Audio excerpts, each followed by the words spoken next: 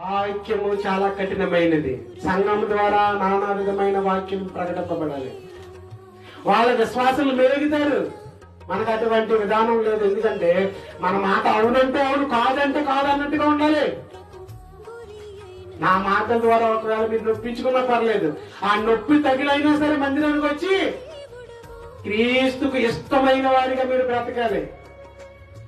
ఆ నొప్పి తగిలి మళ్ళీ ఇంకా మా పాస్టర్ ఆయన రేపు నీ మందిరం మానేయడం కాదు చెప్తుండే. ఆ నొప్పి తగిలి రేపు నుంచి టయానికి వచ్చి, రేపు నుంచి దేవుని పని చేసి, రేపు నుంచి క్రీస్తు కోసం కష్టపడుతూ పనిచేస్తూ దేవునికి ఇష్టమైన వారిగా ఉండాలి.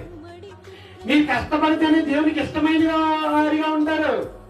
మీ కష్టం ద్వారా దేవుడు, మీ కష్టాన్ని చూసి దేవుడు ఇష్టపడతాడు. మీ కష్టాన్ని చూసి దేవుడు ఇష్టపడతాడు. కష్టపడదాం అందరం కూడా. ఇంకా యాకోబు పత్రిక